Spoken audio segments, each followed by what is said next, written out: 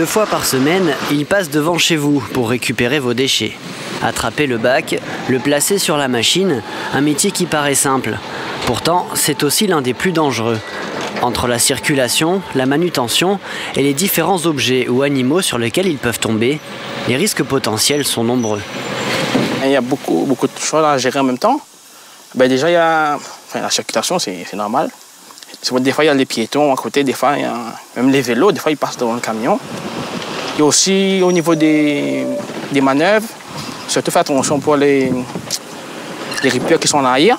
Toujours essayer de les voir dans les rétros. Comme ça, on est sûr qu'ils ne sont pas derrière le camion, parce que c'est pas évident des fois. Que faire en cas de piqûre, de morsure ou autre accident? Chaque camion possède ce livret d'accompagnement des risques. Ici, l'entreprise prend très au sérieux les risques encourus par les collecteurs. Il y a des formations qui sont obligatoires, notamment les gestes et postures. Il y a des procédures qui sont mises en place quand il y a un accident. Les piqûres de seringue, par exemple, parce que ça arrive, des fois vous avez des sacs par terre. Moi, ça arrive pas souvent, mais le risque quand même est là. Donc on met des procédures, tous les ans il y a des formations qui sont obligatoires. Nos équipes, d'une manière générale, il y a un sauveteur secouriste par équipage. Au niveau des nouveaux arrivants, ce qu'on essaie de faire, c'est qu'ils sont mis toujours côté trottoir pour éviter, parce que bon, ils ne sont pas habitués, donc c'est plus ceux qui sont expérimentés qui sont mis côté route, pour éviter justement les problèmes liés à la circulation. Une fois collectés, les déchets doivent passer par un centre de tri. Et là aussi, les risques sont nombreux pour les salariés. Il y a beaucoup de coactivité sur le centre, entre les agents de tri, les camions qui viennent vider, les machinistes. Il y a pas mal d'activités sur le tri, donc il faut à nous d'être vigilants et de faire attention, de bien être coordonnés afin d'éviter tout accident, quoi.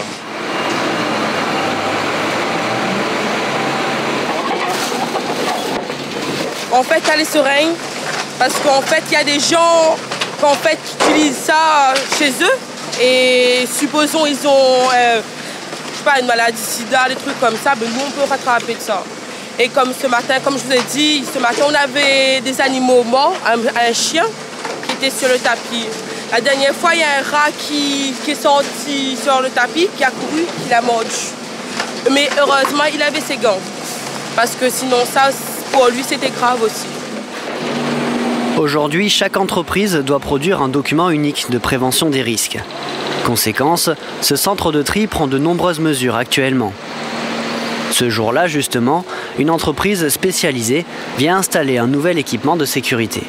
Ça, c'est une sécurité, c'est pour s'il y a un mal-donne, par exemple, de la machine, elle coupe le courant directement.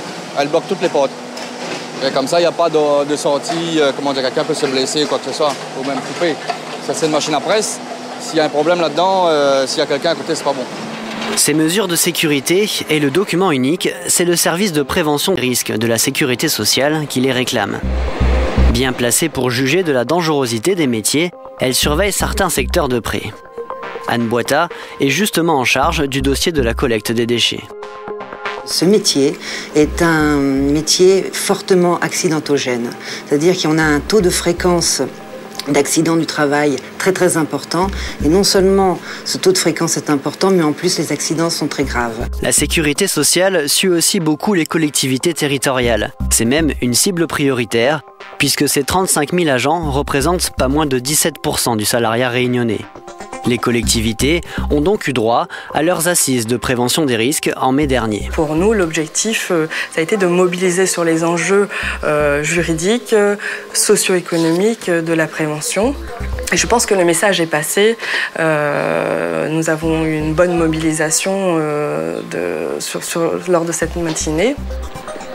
De ces assises, il en est ressorti de nombreux engagements de la part des collectivités. À la Plaine des Palmistes, le maire s'est beaucoup engagé dans la prévention.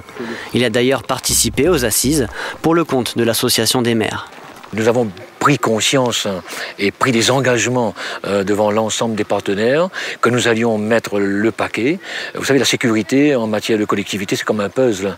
Et chaque pièce vient à sa place. Et nous avons l'intention là d'être au top dans les années qui viennent pour que nos agents se sentent bien dans leur mission. Nous souhaitons, nous, que toutes les communes participent, mais elles le font déjà. Mais vous savez que c'est un coût financier, hein, c'est un coût important, et je l'ai signalé au moment des assises, chaque commune mettra en fonction de ses capacités. Mais l'objectif est d'aller vers un mieux, vers un plus, au niveau de la prévention, au niveau de la formation, au niveau de l'information pour nos agents. Du coup, la ville de la Plaine des Palmistes fait un peu figure d'exemple en matière de prévention. Pour les travaux de fauchage, elle s'est équipée de matériel dernier cri, qui limite les risques pour les employés. La mairie a également recruté. Festin était agent technique, mais maintenant il a une nouvelle mission. Il est chargé de la mise en œuvre des règles d'hygiène et de la sécurité. Mon rôle à moi, c'est de vérifier si les agents portent correctement leur équipement de protection individuelle.